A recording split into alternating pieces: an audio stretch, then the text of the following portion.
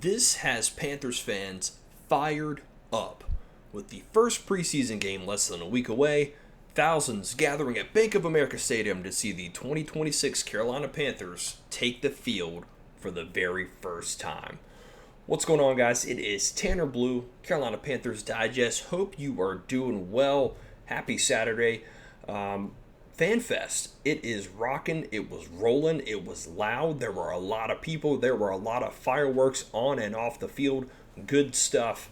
If you are a Carolina Panthers fan, especially if you were there in attendance. Unfortunately, I was not there, but hey, seems like a lot was going on, so ready to cover that today. Guys, before we get started, as always, please make sure to like and subscribe.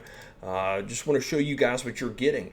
95% of you aren't subscribed. Come on, hit the button. I really appreciate it. And the best thing is that it's free and you get your daily updates on the Carolina Panthers. So really appreciate doing that with you guys and you guys following with the journey.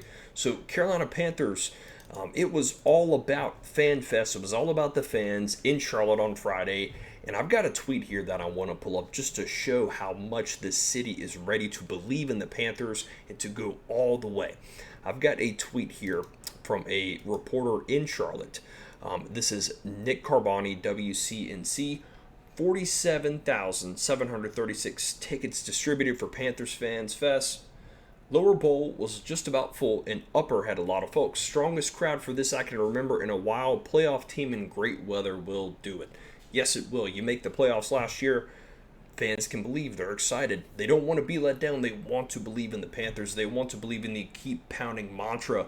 So really excited to see a lot of fans coming out and being there. It's been a rough few years for Panthers fans, but last year and hopefully this upcoming season we are on to bigger and better things.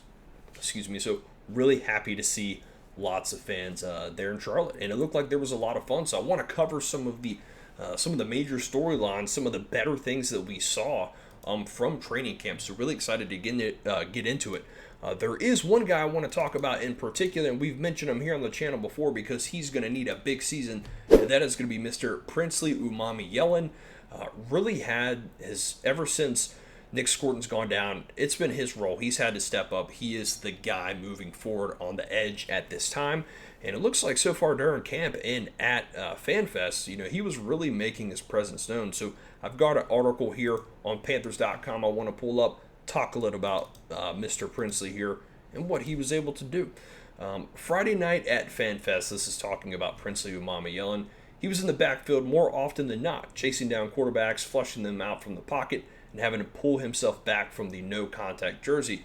But with the knowledge of that in a real game, it would have been a sack. That's exactly what the Panthers hope to see. He's chasing everything down. He's working on his craft. He's continually trying to push himself in different rush packages. And he's a guy that I'm really excited to see where he goes. I believe that's head coach Dave Canales talking about Princeley Yellen there. Really awesome stuff. Seems like he's really getting into the thick of things and really to make his presence known this upcoming season. So last year, the playing time was here and there. It was kind of a situational guy, and the stats weren't necessarily eye-popping, but there was a lot of potential when you could see it whenever he was on the field. So it seems like he's having a great camp so far, especially I think he feels that he's pretty hyped up to have this opportunity to potentially start on the edge and really get in there and make his presence known. Last year, being a rookie, this year, a lot more learning, probably getting more reps, and just a more comfortable feeling. So it seems like he is doing really well. So really excited for that because the edge rusher position, as we talked about, is a position of need. We need someone there with Nick Scorton gone. We talked about some trade rumors, some free agents. But if a guy on our team, Princeley Yellen, can field that loss, that would be great. That would be fantastic. So another thing I wanted to discuss was the wide receiver position. Obviously, Chris Brausel going down, that's unfortunate. You do have Jalen Coker, you do have Tetairoa McMillan, but if one of those guys goes down, what is the next best thing? Who can we lean on if that doesn't happen? Well, let's take a look and see what the wide receiver room was looking like last night. Carolina got a look at a few options on Friday night thanks to some big plays from bubble pass catchers. On the second drive of the game, Kenny Pickett dropped back, bided time, and let John Mechie get loose down the left side of the field. Mechie got a step on Shaw Smith-Wade, pulling away and using the sideline as a boundary. Pickett lofted the pass deep to Mechie, who pulled it down and dragged his right foot behind for the completed catch. The following drive, with Haynes King in at quarterback, the offense sent recent acquisition Casey Washington on a deep crosser. King evaded the rush and threw on the move, finding Washington before he ran out of bounds. So you see two guys there. John Mechie, who was a teammate of Bryce Young in Alabama. I believe he's been on the Detroit Lions or maybe a few squads here and there, really trying to find his role, find his niche, and he was able to, looks like he's doing well so far, so that's much needed. The Panthers really need him to step up.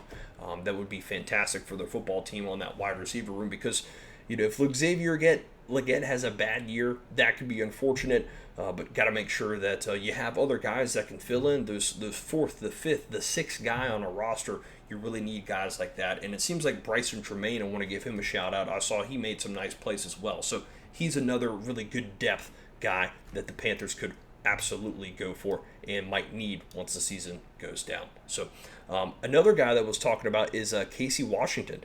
He was another guy that they recently acquired in the wide receiver room, who really they could use to beef up this wide receiver room and put some more stuff together. He seems like a guy that's going to be competing on the fringe there for some of those roster spots. So really excited to see what he can do as well. I think he is going to be a guy to watch on that fringe roster. So really excited to see some of this stuff whenever we're talking about FanFest. I want to give a shout out to the Panthers fans for attending. It's not always easy to be there. Tickets are relatively cheap, I believe. I've never been to a FanFest, always wanted to go. Unfortunately, I haven't been able to make it yet, but I think it's important for the team to realize that they have these guys here to support them. They're excited. They're happy. Fans want to be there and support a good football team.